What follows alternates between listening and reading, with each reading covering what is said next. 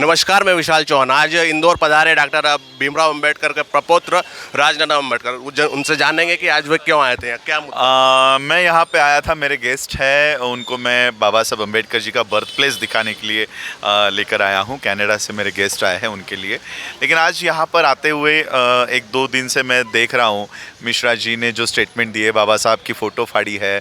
और ये तो मैं मिश्रा जी को एक सलाह देना चाहूँगा कि बाबा साहब की एनिहिलेशन ऑफ कास्ट पढ़िएगा।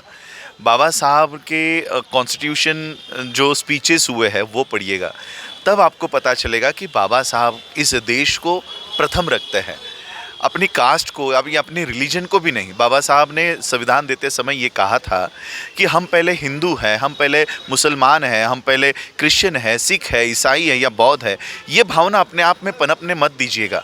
हम पहले भारतीय है और अंतिमता भी भारतीय है, ये भावना अपने आप में रखिएगा।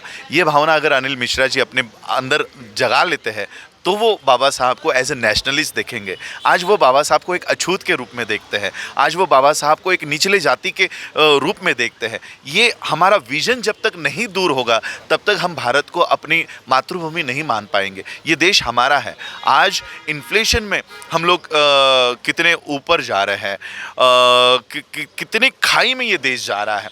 तो ये कहीं ना कहीं इस देश को अपलिफ्ट करने की जिम्मेदारी हम सबकी है, एक भारतीय होने के नाते। बाबा साहब की फ़ोटो फाड़ देने से बाबा साहब का कर्तृत्व ख़त्म नहीं होगा।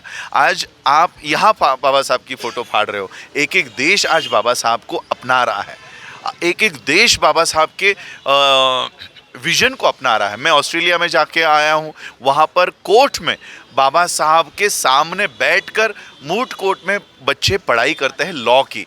और जिस देश में बाबा साहब पैदा हुए उस देश में बाबा साहब के साथ ये सुलूक हो रहा है। तो कहीं ना कहीं हमको अपनी मानसिकता चेंज करने की ज़रूरत है।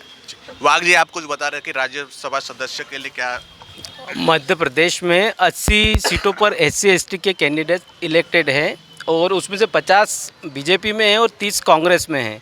और हाल ही अभी अप्रैल में जो राज्यसभा के चुनाव होंगे उनमें इन्हीं लोगों को वोट करना है।